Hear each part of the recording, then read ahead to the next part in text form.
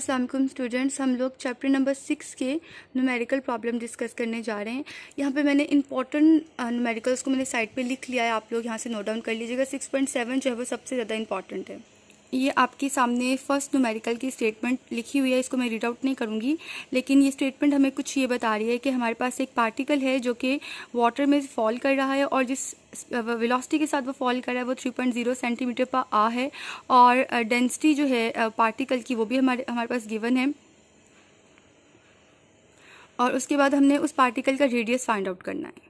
अगर हम न्यूमेरिकल की सिचुएशन को ड्रॉ करें तो हमारे पास कुछ इस तरह की डायग्राम आ रही है। अच्छा, ये डायग्राम आपने नहीं ड्रॉ करनी है, आपने जस्ट इसको समझने के लिए, कॉन्सेप्ट लेने के लिए यूज़ करना है। आपने जस्ट डेटा और उसकी कैलकुलेशंस करनी है। ये हमारे पास पार्टिकल है, पार्टिकल वाटर में फॉल कर रहा है और जिस स्पीड से फॉल कर रहा है वो गिवन है, ठीक है।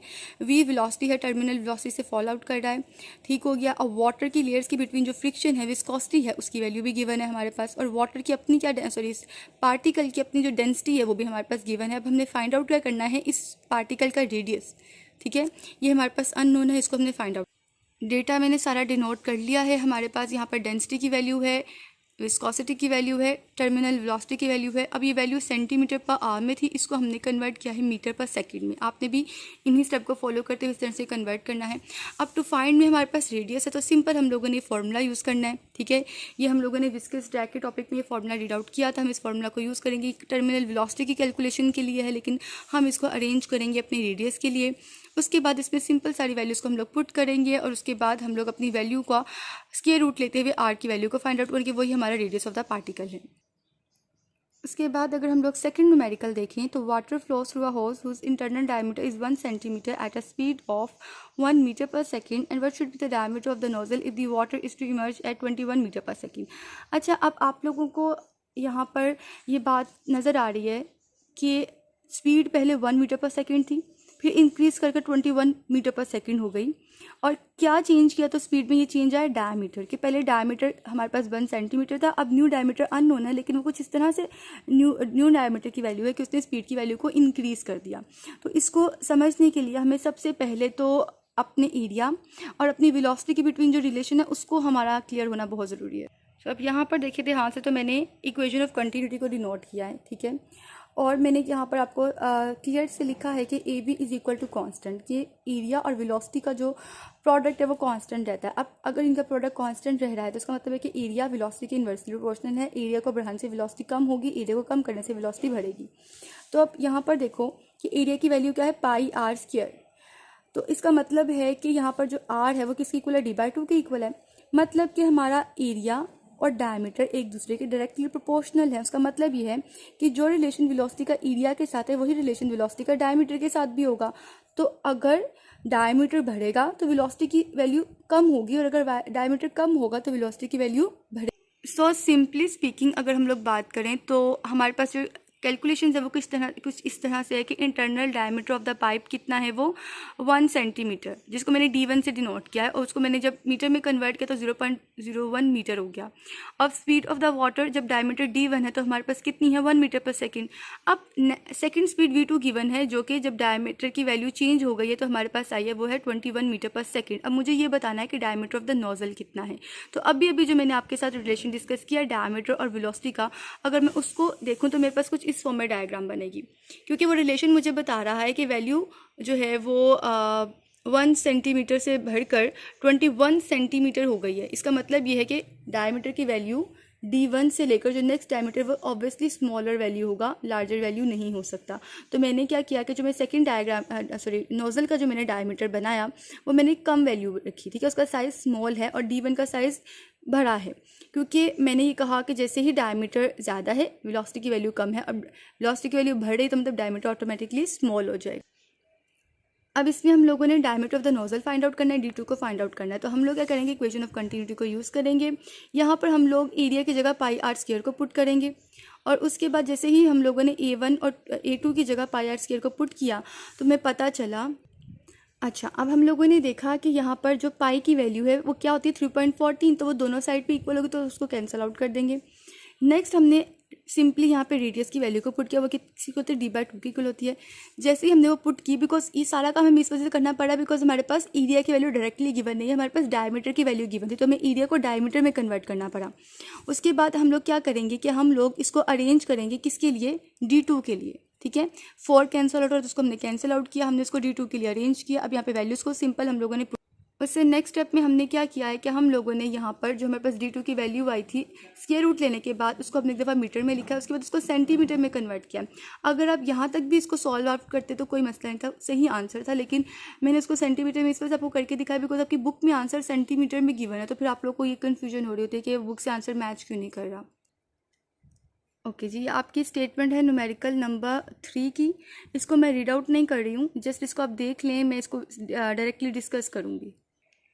अब अकॉर्डिंग टू द स्टेटमेंट हमारे पास एक वाटर टैंक है और इस वाटर टैंक में एक होल क्रिएट हो गया है, सरफेस से थोड़ा सा अबव एक होल क्रिएट हो गया है और उसमें से जो वाटर है वो इमर्ज आउट कर रहा है।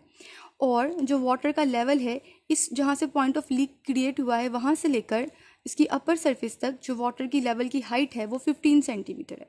तो जैसे हम लोगों ने टॉयलेसियस थ्योरम किया था तो मैंने आपको बताया था कि यहाँ से यहाँ तक की हाइट h1 होती है, ग्राउंड से लेकर पॉइंट ऑफ लीकेज तक की हाइट h2 होती है और पॉइंट ऑफ लीकेज से लेकर सरफेस ऑफ द टैंक तक की हाइट h1 माइनस h2 होती है। तो उन्होंने हमें पॉइंट ऑफ लीक से लेकर सरफेस ऑफ द वाटर तक की हाइट दी है, तो वो किसकी इक्वल होगी, h1 माइनस h2 की इक्वल होगी, जो कि उन लोगों ने 15 सेंटीमीटर प्रोवाइड की है। अब हम लोगों ने वो स्पीड फाइंड आउट करनी है जिससे वाटर इस टैंक से फ्लो आउट कर रहा है और वाटर का वो वॉल्यूम फाइंड आउट करना है जो कि जो है कितना वाटर जो है इसमें से लीक करके जा रहा है, उसका वॉल्यूम हमने फाइंड आउट करना है।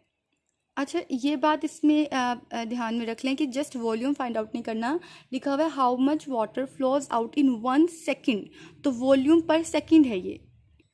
ओके, जो रेलिवेंट डेटा है उसको मैंने डिनोट किया है। Height of the water in the tank above the point of leak किसकी इक्वल है, h1 minus h2 is equal to 15 metre. Area of the hole जो गिवन है उसको मैंने लिखा है, वो सेंटीमीटर पर स्क्वायर में था, उसको हमने मीटर में कन्वर्ट किया, सॉरी यहाँ पे स्क्वायर आएगा, ठीक हो गया। उसके बाद हम लोगों ने speed of the water from the hole find out करनी है, हमने वॉल्यूम पर सेकंड फाइंड आउट करना है।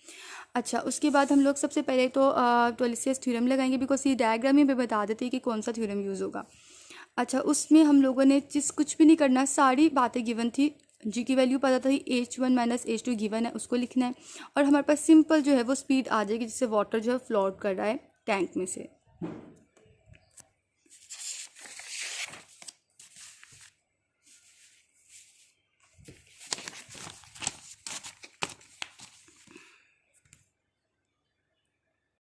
ओके, जो बाकी अब हमारे पास कैलकुलेशन है वो वॉल्यूम के लिए। अब हम लोग वॉल्यूम को कैलकुलेट करने के लिए इक्वेशन टू कंटिन्यूटी को नोट डाउन करेंगे। आप देखो कि हमारे पास क्या फॉर्मूला है कि एरिया और जो वेलोसिटी का प्रोडक्ट है वो किसकी इक्वल है, मीटर्स किया इंटू मीटर पर सेकेंड। मैंने जो है एरिया का यूनिट लिखा मीटर्स किया, वेलोसिटी का यूनिट लिखा मीटर पर सेकेंड। तो इसको मैं सॉल्व करूँ तो क्या बनता है, metre cube into per second is equal to metre cube divided by second is equal to volume divided by time. इसका मतलब क्या है कि वेलोसिटी और एरिया का प्रोडक्ट मेरे पास basically volume divided by time की इक्वल है, तो मैं कह सकती हूँ कि a1 v1 is equal to a2 v2 किसकी इक्वल है, वॉल्यूम पर सेकंड की इक्वल है। तो volume of the water per second is equal to a into v, हम इस तरह भी लिख सकते हैं, ठीक हो गया। उसके बाद आपने क्या करना है कि इसमें हम लोगों में हमारे पास लेफ्ट साइड पे आएगा वॉल्यूम डिवाइडेड बाय टाइम और राइट हैंड साइड पे हम क्या करेंगे, हम लोग एरिया की और वेलोसिटी की वैल्यूज़ को पुट करेंगे। उसके बाद हम इसमें जो हमारे पास आंसर आएगा हमारे पास वॉल्यूम पर सेकंड होगा पर मीटर क्यूब में। हम इसी आंसर को सेंटीमीटर क्यूब में भी लिख सकते हैं, लेकिन ये दोनों आंसर्स ही सही हैं, ठीक है। ऐसा नहीं है कि आप लोग इस इतनी फॉर्म में करोगे तो आपका आंसर गलत हो जाएगा। अब speed of the water from the hole, मैंने रिजल्ट्स भी नीचे डिनोट कर दिए हैं। अच्छा, ये हमारे पास 6.4 न्यूमेरिकल है, उसकी स्टेटमेंट यहाँ पे रिटर्न है, इसको मैं मैं इसको रीड आउट नहीं करी, मैं डायरेक्टली इसको डिस्कस करूँगी। According to the statement water जो है क्लोज पाइप में से फ्लो कर रहा है, ठीक है, और एक वन पॉइंट पर जो उसकी स्पीड है वो कितनी है, 3 मीटर पर सेकंड है, और एक सेकंड पॉइंट के पर उसकी स्पीड 4 मीटर पर सेकंड है, लेकिन जो सेकंड पॉइंट है वो फर्स्ट पॉइंट की निस्बत 3 मीटर हाइट के ऊपर प्रेजेंट है, ठीक हो गया। अब जो फर्स्ट वाला पॉइंट है उसकी कोई हाइट मेंशन नहीं है, इसका मतलब उसकी हाइट यहाँ पर अगर जब मेंशन ही नहीं है तो वह 0 हो जाएगी, h1 इज इक्वल टू 0, और जो सेकंड पॉइंट है उसकी height relevant to this point कितनी है, 3 मीटर है, ठीक हो गया। अब ये जो V1 जब स्पीड है और H1 के ऊपर जब जो है वो वाटर फ्लो कर रहा है इतनी हाइट के ऊपर, तो कितना प्रेशर फेस कर रहा है, P1 प्रेशर फेस कर, उसकी वैल्यू गिवन है। अब हमने फाइंड आउट करनी है P2 की P2 की वैल्यू, मीन्स कि वाटर P2 पॉइंट की वाटर जो है अपर पॉइंट के ऊपर जितना प्रेशर फेस कर रहा है हम लोगों ने उसको फाइंड आउट करना है। तो जितनी रिलेटिव कैलकुलेशन है वो यहाँ पर गिवन है। Speed of the water at one point जो कि लोअर पॉइंट है वो कितनी है 3 metre per second. Height of the lower point कितनी है 0। Speed of the water and upper point कितनी है 4 metre per second. Height of the upper point कितनी है 3 मीटर। अच्छा जी, और प्रेशर एट लोअर पॉइंट कितना है 80 किलो पास्कल, उसको हमने कन्वर्ट किया सिंपली पास्कल में। और डेंसिटी ऑफ द वाटर की वैल्यू आपको ज़ुबानी याद होनी चाहिए, हर न्यूमेरिकल में ज़रूरी नहीं है कि गिवन हो, ये आपको ज़ुबानी आनी चाहिए। अच्छा जी, अब हमने फाइंड आउट करना है प्रेशर एट अपर पॉइंट को। हम बर्नौलीज़ इक्वेशन को यूज़ करेंगे। बर्नौलीज़ इक्वेशन में हम लोग हाइट की वैल्यू को पुट करेंगे। हाइट की वैल्यू को पुट करने के बाद हमारी इक्वेशन कुछ इस फॉर्म में आ जाएगी। उसके बाद हम क्या करेंगे कि हम इसको रीअरेंज करेंगे। हम लोगों ने P2 की वैल्यू को फाइंड आउट करना है, तो हम P2 के लिए सारी इक्वेशन को रीअरेंज करेंगे। बेसिकली P2 जो है इसकी जितने भी फैक्टर्स थे वो यहाँ जाके माइनस हो गए। अच्छा, उसके बाद नेक्स्ट स्टेप में हमने सिंपली सारी वैल्यूज़ को पुट किया। अच्छा, इसमें आपने गलती क्या करते हैं बच्चे कि वो इस सबको एक ही दफ़ा में सॉल्व करने की कोशिश करेंगे, वो आपने नहीं करना। आपने हर वैल्यू को, ये 4 वैल्यूज़ हैं, 4 वैल्यूज़ को अलग अलग सॉल्व करके लिख लेना नीचे, उसके बाद आपने उसको सॉल्व करना है ताकि आपकी मिस्टेक की चांसेस कम हो जाएँ। अच्छा जी, ये पास्कल में भी आंसर ठीक था क्योंकि क्योंकि आपकी स्टेटमेंट के अंदर किलो पास्कल में आंसर दी, तो आपने भी इसको किलो पास्कल में कन्वर्ट कर लेना है। और pressure at the upper and हमारे पास क्या आ गया 47.1 किलो पास्कल। रिज़ल्ट ये है, आपने इसको लिख लेना है। ओके जी, अब ये 6.5 की स्टेटमेंट गिवन है। मैं इसको जो है वो रीड नहीं करूँगी, मैं इसको डायरेक्टली डिस्कस करूँगी, तो उसकी डिस्कशन की तरफ चलते हैं। अब बेसिकली हाँ, जो गिवन डेटा है वो ये बता रहा है कि ये हमारे पास एक एरोप्लेन है, मैंने उसका विंग ड्रॉ किया है। अभी जो विंग है इसके लिए आपको पता है कि जो है एक विंग की लोअर साइड होती है, एक विंग की अपर साइड होती है। ये टॉप जो है वो अपर साइड है और जो बिलो ये लोअर साइड है। अब उन्होंने कहा कि जो एयर की स्पीड है अपर साइड की ऊपर वो V1 है, जो कि मैंने लिखा है 450 मीटर पर सेकेंड, और लोअर साइड की ऊपर जो स्पीड है उसको मैं लिखा है V2 is equal to 410 metre per second. ठीक है। अच्छा, अब जो आपको मैंने ये डिस्कस कर चुकी, मैं दोबारा डिस्कस कर रही हूँ कि नॉर्मली ये होता है कि अगर आप नॉर्मल डिस्कशन ना भी देखो तो अब इस वेलोसिटी की वैल्यू को देखो। हमें पता है कि प्रेशर का और वेलोसिटी का एक इन्वर्स रिलेशन है। ठीक है, मतलब कि अगर प्रेशर की वैल्यू ज़्यादा है तो वेलोसिटी की वैल्यू कम होगी, वेलोसिटी की वैल्यू कम है तो प्रेशर की वैल्यू ज़्यादा होगी। तो यहाँ पर V1 जो है हमारे पास 450 मीटर पर सेकेंड है। और आपके क्वेश्चन में बात मेंशन है कि जो विंग के अबव साइड पे जो वेलोसिटी है वो कितनी है 450 मीटर पर सेकेंड। ठीक है, तो और नीचे वाली साइड के ऊपर 410 मीटर पर सेकेंड है। तो इन दोनों को आपस में कंपेयर करके पता चल रहा है कि V2 की वैल्यू कम है और V1 की वैल्यू ज़्यादा है। तो अगर V1 ज़्यादा है तो यहाँ पर प्रेशर की वैल्यू क्या होगी, कम होगी, और यहाँ पर V2 की वैल्यू ज़्यादा है तो प्रेशर की वैल्यू क्या होगी, V2 की वैल्यू कम है तो प्रेशर की वैल्यू ज़्यादा है। ठीक है, मतलब कि मैंने इन दोनों की वेलोसिटी की कंपैरिजन से ये बात ही पता लगा ली कि यहाँ और यहाँ पर प्रेशर का आपस में क्या कंपैरिजन हो कि यहाँ पर प्रेशर की जो भी वैल्यू होगी वो जो डाउन साइड पर प्रेशर उस वैल्यू से कम होगी। आप लोगों को पता होना चाहिए कि एरोप्लेन्स में हमेशा एक लिफ्ट, अपवर्ड लिफ्ट एक्ट करती है प्रेशर्स के डिफरेंस की वजह से, और उस लिफ्ट की डायरेक्शन क्या होती है मैंने एरो से ड्रॉ की है। उस जो एरोप्लेन को उड़ने के लिए जो एक लिफ्ट रिक्वायर्ड होती है वो प्रेशर के डिफरेंसेस की वजह से आती है, और उस लिफ्ट की डायरेक्शन हमेशा अपवर्ड होती है, कुछ इस तरह से। क्लियर है? तो अब हमें उन लोगों ने कहा कि speed of the air above the wing उसकी वैल्यू हमने लिख ली, speed of the air below the wing की वैल्यू हमने लिख ली, एयर डेंसिटी की वैल्यू भी लिख ली। अब जो चीज़ फाइंड आउट करनी है क्या है कि हम लोगों ने प्रेशर का डिफरेंस फाइंड आउट करना है। ठीक है, ये जो अपर साइड पे और लोअर साइड पे प्रेशर का डिफरेंस है जो हमारे इस विंग को एक अपवर्ड लिफ्ट प्रोवाइड करता है, हमने उसको फाइंड आउट करना है। तो हम लोग उसके लिए बर्नौलीज़ इक्वेशन को लिखेंगे, लेकिन यहाँ पर मैंने कंडीशन लिखी कि ρgh1 is equal to ρgh2। उसका रीज़न क्या है कि फॉर एग्जांपल जो हमारा विंग है वो बहुत थिन है, इतना थिन है कि उसके लिए H1 और H2 उसमें ज़्यादा कोई फ़र्क नहीं है। आपका विंग इतना थिन है कि उसके लिए H1 approximately equal to H2 हो जाता है। ठीक है, नॉर्मली अगर आप एरोप्लेन्स के विंग्स को देखो तो आप लोग को आइडिया होगा कि वो उसको इतने ज़्यादा वो कोई दोनों में H1 और H2 इतना कुछ ज़्यादा नहीं होता। ठीक है, तो इसकी वजह से ρgh1 is equal to ρgh2 हो गया है। उसके बाद सेकेंडली हम लोगों ने, क्योंकि दोनों एक दूसरे के इक्वल हो गए तो इस वाली इक्वेशन में कैंसिल आउट हो जाएंगे। नेक्स्ट आप लोग देखो तो हमारे पास ये इक्वेशन कुछ इस तरह से आ रही है। अब हमने इसको अरेंज करना है P2 माइनस P1 के लिए। अच्छा, मैं अरेंज किया, अरेंज करने के बाद 1/2 रो कॉमन लिया ताकि अपनी कैलकुलेशन को आसान बना सकें। उसके बाद इसमें हमने सिंपली वैल्यूज़ को पुट किया और हमारे पास आंसर आ गया। यहाँ पर भी देखो कि मैंने कैलकुलेशन बाय स्टेप्स की हैं, इकट्ठे मैंने कैलकुलेटर की उसको सॉल्व करने की कोशिश नहीं की, तो मेरे पास ये प्रेशर का डिफरेंस आ चुका है। ओके, अब मैंने नेक्स्ट स्टेप में क्या किया है कि मैंने इस प्रेशर के डिफरेंस को किलो पास्कल की फॉर्म में लिखा, बिकॉज क्वेश्चन में जो हमें गिवन था डेटा वो किलो पास्कल में था। सॉरी, क्वेश्चन में किलो पास्कल में नहीं था, जो बुक में आपका आंसर है वो किलो पास्कल में लिखा हुआ है। अगर आप पास्कल में भी इसको लिख लोगे तो आपको कोई प्रॉब्लम नहीं है ये। ओके, नेक्स्ट आपका न्यूमेरिकल है 6.6। इसकी स्टेटमेंट आप देख लिया, हम इसकी स्टेटमेंट को अब डिस्कस करने जा रहे हैं। अच्छा जी, इस वाले न्यूमेरिकल में उन्होंने हमें बताया है, आपको वैसे आप लोग बायोलॉजी के स्टूडेंट हो तो आप लोगों को पता होगा कि हमारे पास जो हार्ट होता है उसमें एक ऑर्टा होता है जो उसकी मेन एक वेन होती है, और हमारे पास कुछ कैपिलरीज होते हैं, स्मॉल सी वेन्स होती है उसके अंदर, ठीक है। अब उनके बारे में कुछ डेटा गिवन है। वो डेटा क्या है कि जो रेडियस ऑफ ऑर्टा है वो कितना है 1.0 सेंटीमीटर। ये जो आपकी ऑर्टा है इसका जो रेडियस है वो 1.0 सेंटीमीटर है, उसको हम लोगों ने मीटर में कन्वर्ट किया। और जो मैंने छोटी छोटी सी लाइन्स ड्रॉ की हैं बेसिकली कैपिलरीज हैं, ठीक है। तो उन्होंने बताया है कि जो ये ऑर्टा है इसमें से जो ब्लड फ्लो कर रहा है उसकी स्पीड क्या है, स्पीड ऑफ ब्लड, मुझे यहाँ पे लिखना चाहिए था speed of blood in aorta, वो कितनी है उसको मैंने V1 से। अच्छा, मैं एक बात कंफर्म कर दूँ, मैं इसमें मेरे पास दो चीज़ें हैं, एक ऑर्टा एक कैपिलरीज है, तो मैं जितना भी डेटा लिखूँगी अबाउट ऑर्टा वो मैं 1 की फॉर्म में लिखूँगी, R1 V1, और जितना भी डेटा मैं लिखूँगी कैपिलरीज के लिए वो मैं V2 की फॉर्म में, मतलब 2 की फॉर्म में लिखूँगी। बेशक एरिया है तो A2 हो जाएगा, रेडियस है तो R2 हो जाएगा, स्पीड है तो V2 हो जाएगा, ठीक है। ये आपने ये डिफ्रेंसिएशन याद रखनी है।